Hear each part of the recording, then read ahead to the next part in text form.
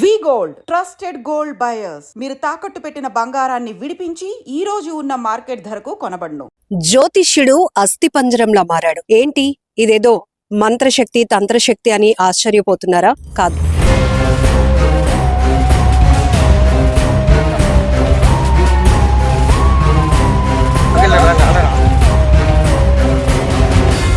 విశాఖలో వెలుగు చూసిన ఒక భయంకరమైనటువంటి వాస్తవం. జ్యోతిష్యుడు ఎలా అస్థిపంజరంగా మారాడు అని తెలుసుకునే క్రమంలో పోలీసులు కూడా విస్తుపోయే నిజాలు బయటపడ్డాయి. ఏంటి అంటే, అప్పన్న దొర అనే 50 ఏళ్ల వయసున్నటువంటి తన తండ్రి కనిపించటం లేదు అంటూ ఫిబ్రవరి 10వ తేదీన పెందుర్తి బీసీ కాలనీకి చెందినటువంటి దుర్గా ప్రసాద్ అనే ఒక యువకుడు ఆనందపురం పోలీసులకు కంప్లైంట్ ఇచ్చాడు. అయితే 9వ తేదీన తన తండ్రికి చాలా ఫోన్ కాల్స్ వచ్చాయి. జనరల్ గా తను జ్యోతిష్యం చెప్తూ ఉంటాడు. వాస్తు దోషాలు గాని లేకపోతే ఇంట్లో ఏమైనా సమస్యలు ఉన్నాయంటే ఇలా పూజలు పరిష్కారాలు చేసి వచ్చినటువంటి సంభావన తీసుకొని దాంతో కుటుంబాన్ని పోషిస్తూ ఉంటాడు తన తండ్రి.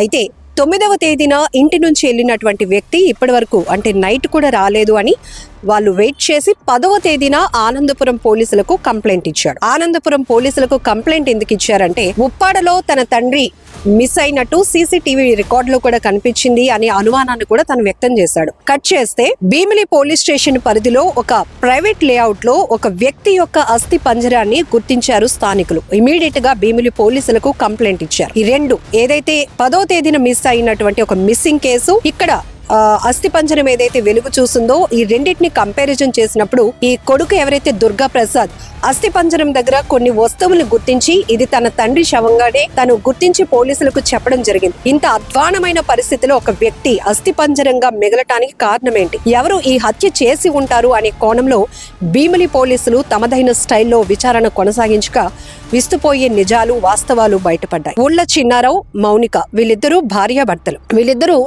నెదుర వల్లసలో ఉంటున్నారు. అయితే ఒక 1 month క్రితం వీళ్ళేమో ఆనందపురం పోలీస్ స్టేషన్ పరిధిలో ఒక ఏరియాలో అద్దెకుంటూ ఉన్నారు. ఆ ఎదురుగుంటానే ఎడ్ల తిరుపతమ్మ అనే మహిళ టీ కొట్టు నడుపుతూ ఉంటుంది.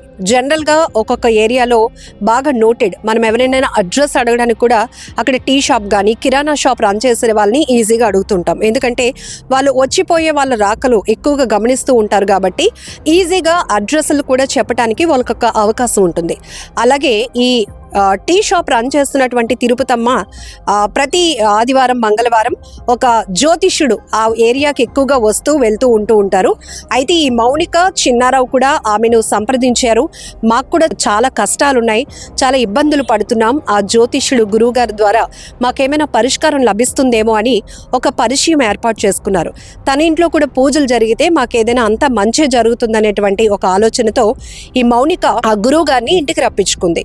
అయితే జ్యోతిష్యం ఏదైతే ఈ వాస్తు దోషాలు కానీ ఎలాంటి ఇంట్లో ఆర్థిక పరమైన సమస్యలు లేకపోతే దాంపత్య పరంగా ఉన్నటువంటి సమస్యలు, పిల్లలు లేని వాళ్ళకి మేము పరిష్కారం చూపిస్తాం, దానికి అనుగుణంగా దోష నివారణ పూజలు చేస్తూ ఉంటామని చాలా మంది జ్యోతిష్యులు చాలామంది అవుతున్న పరిస్థితులు కూడా మనం చాలా చూస్తున్నాం.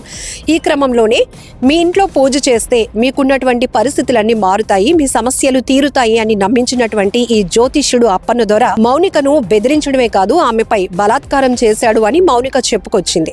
అయితే తన భర్తకి ఈ విషయం అంతా చెప్పింది. జ్యోతిష్యుడు ఇలా పూజ చేస్తాడని ఇంటికి పిలిపిస్తే తనని బలాత్కారం చేశాడని, చాలా ఇబ్బంది పెట్టాడు, అంతేకాదు ఒకవేళ ఈ విషయం నువ్వు ఎవరికైనా చెప్తే కూడా నీ కుటుంబం నువ్వు నాశనం అయిపోతారు అని నన్ను బెదిరించాడు అంటూ ఈ మౌనిక తన భర్త చిన్నారావుకి తన బాధని చెప్పుకొచ్చింది. ఇద్దరు కూడా పథకం ప్రకారం ప్లాన్ చేసుకుని ఇతన్ని ఎలాగైనా హతమార్చాలని ఒక ఆలోచనకు వచ్చి ఈ చిన్నారావు ఏం చేశాడంటే, ఉప్పాడలో తన తల్లి ఉంటుందని, తనకి హెల్త్ బాగోట్లేదు, దయచేసి జ్యోతిష్యులు మీరు గురువు గారు కాబట్టి ఏదైనా పరిష్కార మార్గంగా ఒక పూజ చేయండి, 7,000 రూపాయలు మీకు అందుకుగాను సంభావన కూడా ఇస్తానని నమ్మించి ఒప్పించి ఈ జ్యోతిష్యుడిని ఏం చేశారంటే భీమిలి ఆనందపురం వైపు వెళ్తూ ఉన్నటువంటి హైవే క్రాస్ రోడ్లో ఉప్పాడ అనే ప్లేస్కి తీసుకువెళ్తూ ఉన్నట్టు సీసీటీవీలో రికార్డ్ కూడా అయింది. అయితే ఈ పథకం ప్రకారం ఏదైతే మౌనిక అలాగే చిన్నారావు వాళ్ళ వెంట తీసుకెళ్లినటువంటి ఒక బటన్ నైఫ్ తో అతన్ని హత్య చేశారు. ఈ క్రమంలో వాళ్ళిద్దరి మధ్య పెనుగులాట జరిగింది. జ్యోతిష్యుడికి అలాగే మౌనిక భర్త చిన్నారావుకి మధ్య. ఈ చిన్నారావు చేతికి కూడా, ఎడమ చేతికి కూడా గాయమైంది. తను ఒక 2 రోజుల పాటు కేజీహెచ్ హాస్పిటల్లో ట్రీట్మెంట్ కూడా తీసుకున్నాడు.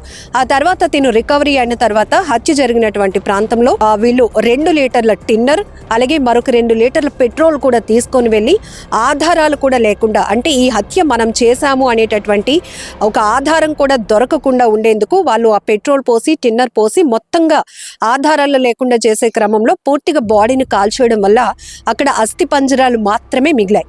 అయితే తమదైన స్టైల్లో భీమిలి పోలీసులు మొత్తం కేసుని టేకప్ చేసిన తర్వాత ఈ మౌనిక చిన్నారావులు ఇతన్ని హత్య చేశారని గమనించి ఇద్దరిని ఇమీడియట్గా కస్టడీలోనికి తీసుకున్నారు.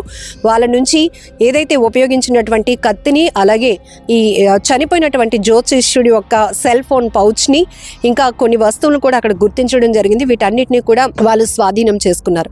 కట్ చేస్తే మొత్తంగా ఈ వ్యవహారంలో ఒక జ్యోతిష్యుడు వాస్తు దోషాలు లేకపోతే ఏవైనా సమస్యలకి పరిష్కారం, జనరల్గా జ్యోతిష్యుల్ని ఎవరు అప్రోచ్ అవుతూ ఉంటారు, ఇలా కొంచెం శాస్త్రాలని కానీ జ్యోతిష్యాల్ని నమ్మి మనకి దీనివల్ల ఏదైనా పరిష్కారం దొరుకుతుంది, కొంత మన బాధ నుంచి ఉపశమనం పొందగలుగుతాము అని ఎక్కువగా నమ్ముతూ ఉంటారు. ఇంట్లో లేడీస్ అయితే గనక ఎక్కువగా ఇలాంటి పంతులు గారులు అలాంటి వాళ్ళని అప్రోచ్ అవ్వటం, ఏదైనా ఒక పూజ జరిగితే మా భర్తకు బాగుంటుంది, తన ఉద్యోగం బాగుంటుంది, లేకపోతే మా ఇంట్లో కొంత అశాంతి ఉంది, ఇవన్నిట్లు కూడా సెట్ అవుతాయి, లేకపోతే మా పిల్లలు బాగా చదువుతారు, ఇలాంటి ఆలోచనలతో ఏదో ఒక రిలాక్సేషన్ కోసం ఒక రిలీఫ్ దొరుకుతుందనే ఆలోచనతో ఎక్కువగా లేడీస్ అప్రోచ్ అవుతూ ఉండటం మనం చూస్తూనే ఉంటాం.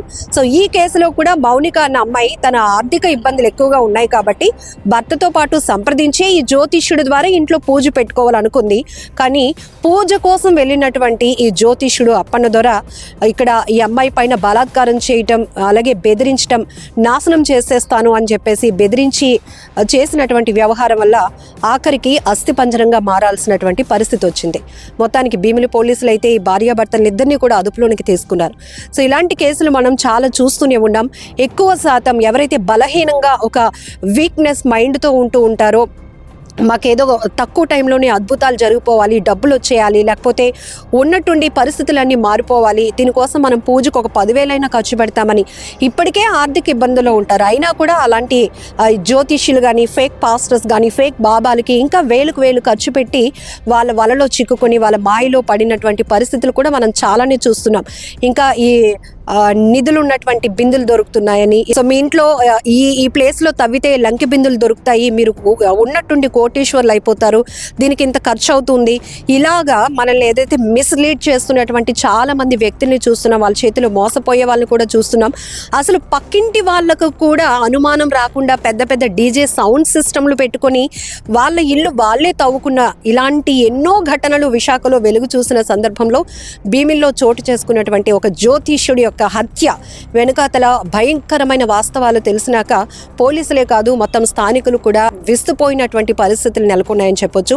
ఏదేమైనా ఇలాంటి కేసుల నుంచి కూడా ఇదొక భయంకరమైన క్రైమ్ అయినప్పటికీ ఇందులో జరుగుతున్నటువంటి పరిస్థితులు, దానికి కారణాలు, హత్యలు కానీ ఆత్మహత్యలు, వాటి వెనుకాతలో ఉన్న కారణాలు తెలిస్తే మాత్రం ప్రతి ఒక్కరు షాక్ గురవాల్సిందే. ఏం జరిగిందంటే ఆదివారం 9వ తారీఖు లైన్కి వచ్చారు సార్.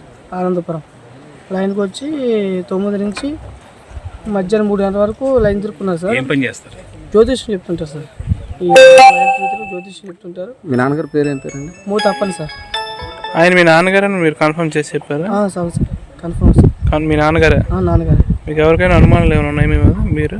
మాకు అనుమానం అనేది 8వ తారీఖు శనివారం ఫోన్ కాల్ మాత్రం ఎక్కువ వచ్చినట్టు మాకు తెలిసింది సార్. మా చుట్టాలు అందరూ పిల్లకాళ్ళు మాత్రం వెళ్ళినప్పుడు ఆ రోజు 8వ తారీఖు మాత్రం ఎక్కువ ఫోన్స్ రావడం, మా ఊడి గురించి ర్యాష్గా మాట్లాడడం, అవతల కూడా ర్యాష్గా మాట్లాడడం ఇలా జరిగిందని సార్. ఆ మరుసటి నాడే ఆదివారం మిస్సింగ్ అయిపోయింది. అంటే ఏమని మాట్లాడారు ఫోన్లో? మనకు తెలియదు సార్, నేను లేను సార్ అక్కడ. మా మామయ్య మామూలుగా ర్యాష్ మాట్లాడు, మాకు దూరంగా వెళ్ళి మాట్లాడుకుంటారు సార్. మా నాన్నగారు దగ్గర మాట్లాడరు, మనుషులు లేని దగ్గరికి వెళ్ళి మాట్లాడుకుంటారు. అలా మాట్లాడుకున్న తర్వాత గోళ ఈ మధ్యకాలంలో ఏమైనా ప్రవర్తన ఏమైనా మారడం లేదు.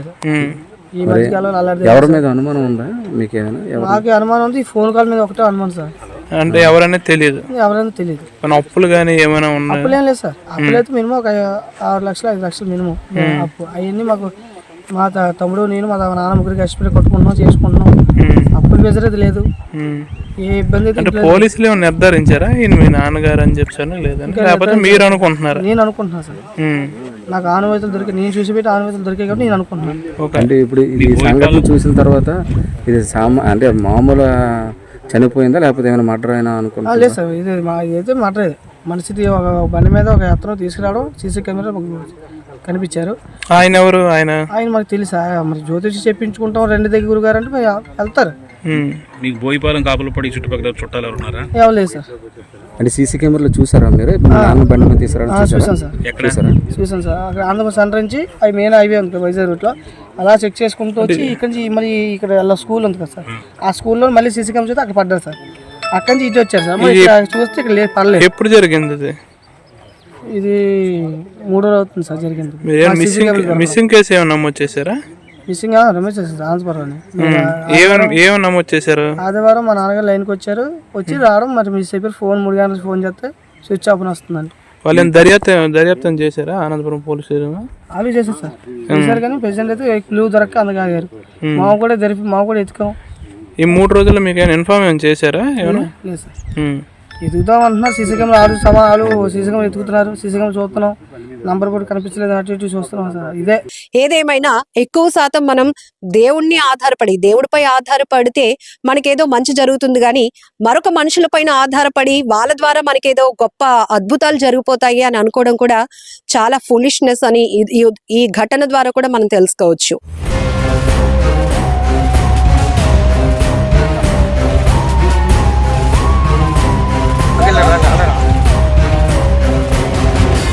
కెమెరా పర్సన్ శేఖర్ తో లక్ష్మి, ఐ డ్రీమ్, వైజాగ్.